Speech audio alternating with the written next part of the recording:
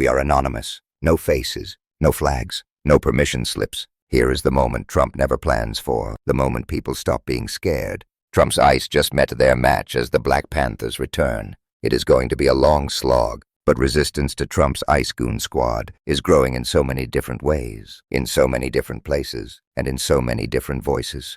From the halls of Congress to the streets of targeted cities, the message is getting louder. This is not normal, and it will not be tolerated in silence. In Congress, the pushback is now formal. Articles of impeachment have been introduced against Homeland Security Secretary Kristi Noem, accusing her of unleashing what critics describe as a reign of terror through aggressive immigration enforcement. That alone tells you how far things have escalated under Trump's direction. When lawmakers start talking impeachment over ICE operations, the country is no longer debating policy. It is debating legitimacy. But the most damning evidence is not in speeches. It is in the street-level footage, the raw clips where federal operations collides with basic human rights. You can hear it in the exchanges happening in real time. A person asks, "What the hell are you doing with them? You can't put hands on people like that."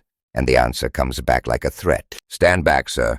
Federal operations." Another person says, "I'm NYPD, badge right here. I'm an officer of law too. What you're doing is illegal." And the machine keeps moving anyway, because under Trump, ICE has learned to treat accountability like interference. Then there is the exchange that exposes the rot in plain language. An officer demands compliance. "Are you going to do this the easy way, or are we going to take you in?" The person says, "You cannot take me in privately." The answer, "Yes, I can." The person says they have documentation. They are told, "You present it to me." They ask the simplest question, "Why are you asking me for my paperwork?"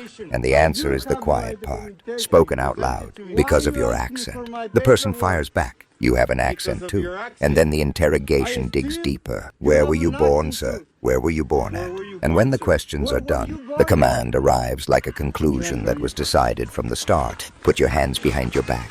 And the featured clip is framed with a blunt call, "Welcome to Occupy Democrats. Hit subscribe." Because this should make your blood boil. As protests rise, the violence in these operations appears to be escalating, not slowing down. Videos show federal agents pushing protesters, firing crowd control munitions, deploying tear gas, and clashing with people who are filming and asking questions. In one clip, an immigration agent appears to push an unidentified protester into oncoming traffic after appearing to block their vehicle.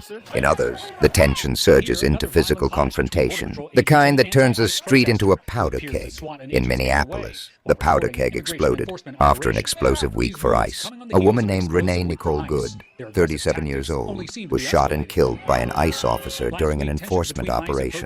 Federal officials claimed it was self-defense, but the public scrutiny was immediate and nationwide because the questions were unavoidable. Why did it come to gunfire? What tactics were used? And why is ICE operating in a way that looks less like civil enforcement and more like a paramilitary force? Incident details describe paramedics finding her unresponsive in the driver's seat with blood on her face and torso, multiple gunshot wounds including a possible head wound, and resuscitation efforts that were ultimately discontinued. This is the reality behind the slogans: a dead civilian, a federal agent, and a press statement that tries to close the case before the country can even see the full truth. And instead of de-escalation, the Trump administration's posture has been escalation. Reports describe talk of deploying more federal agents, and even threats to invoke the Insurrection Act in response to protests. That is the authoritarian reflex. When the public demands accountability, the response is more force, more intimidation, more standback.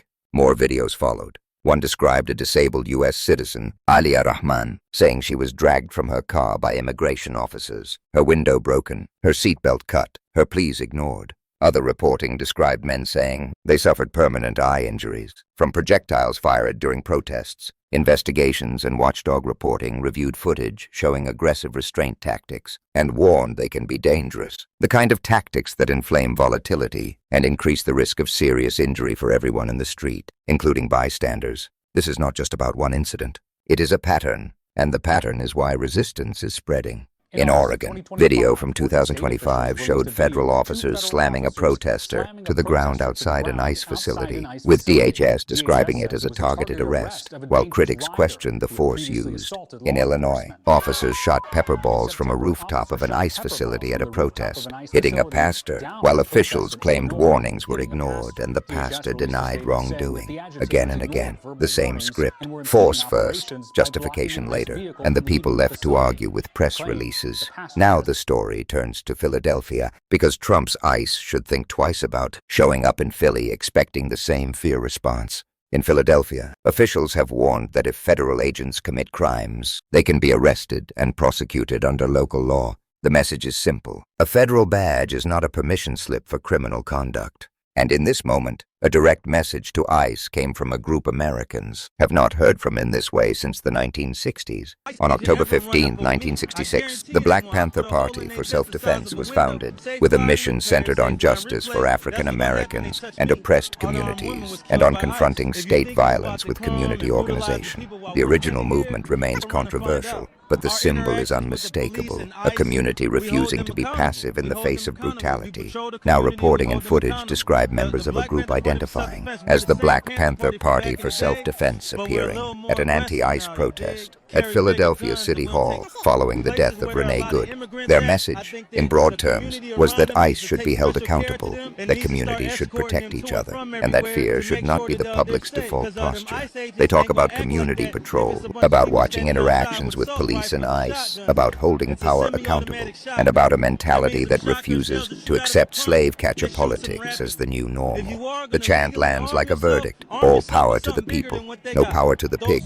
The clip circulating includes explicit violent threats and heavy firearm rhetoric. I will not repeat those threats or amplify weapon-specific instructions, because escalating violence is exactly what Trump wants.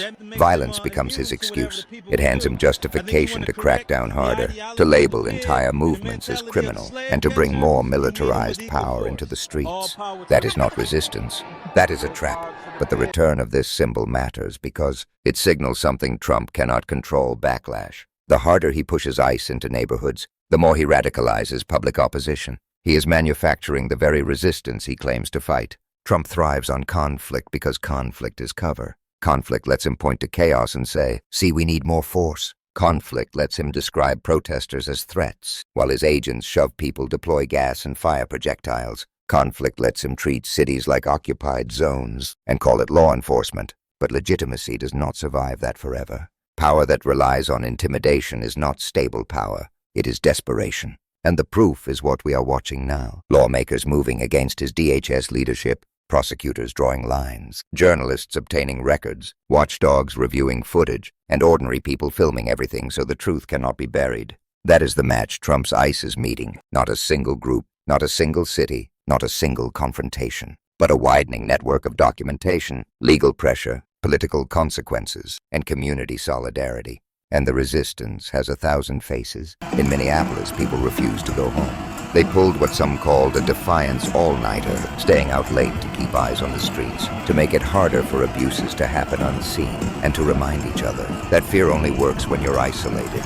In New York City, another viral clip captured the same idea in a different accent. ICE agents who expected easy compliance met a crowd that would not yield. The message was simple: if you can make it there, you can make it anywhere. And that includes standing your ground, with cameras, witnesses, and sheer refusal to be intimidated.